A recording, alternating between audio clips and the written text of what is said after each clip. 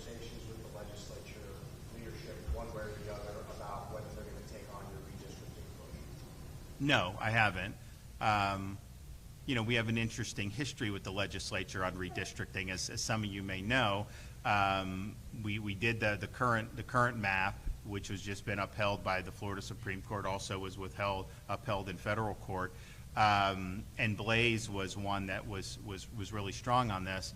So I haven't, but and my guys are going through kind of the Supreme Court's opinion, all the different stuff, looking at some of the other areas that there may be problems with in the map. Because if you think about it, you know, you had an egregious racial gerrymander that stressed from Gadsden County, which is west of Tallahassee, all the way to the city of Jacksonville, just kind of like that. And that was drawn to, you know, for a gerrymander reason.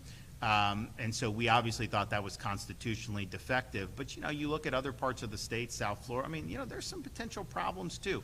So I haven't done it yet. I think that if I will when I need to, but this is obviously something that we're looking at very seriously. I've said that I would look favorably on the legislature taking it up. So I would just say stay tuned on that. Governor, on that ruling, Supreme Court ruling a couple weeks ago on the 22 map, it looked like federal concerns were superseded state concerns, i.e. Fair Districts Amendment.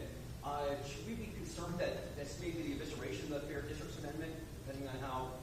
I think there's a lot of people that believe that the Fair Districts Amendment is unconstitutional, because what it does is it mandates having race predominate, whereas neutrality really should be the constitutional standard. And I know there's history, I know there's different, but if you look at the U.S. Supreme Court's jurisprudence, I mean, they've obviously moved in a different direction.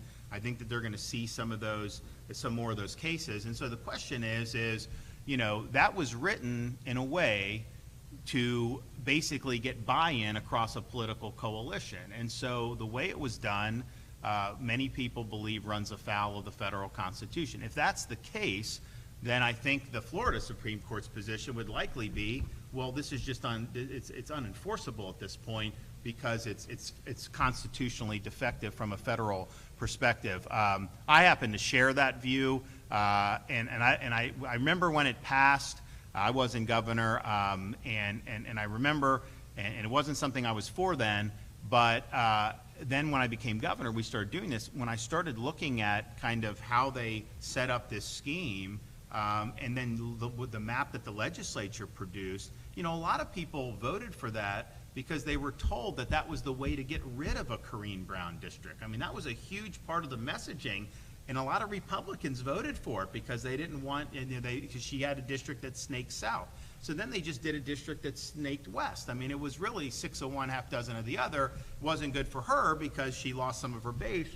But that was kind of the issue with it. But yeah, there's a lot of problems there. Now, I don't think the Florida Supreme Court was forced to necessarily go that far in this ruling, because it was obviously a very solid and compact map and sensible map that followed all the rules. But I do think that if pressed, I think there'd be a lot of support to say, yeah, you know, this thing just wasn't, it's not going to pass muster federally. So that could potentially happen over the next few years. Governor, for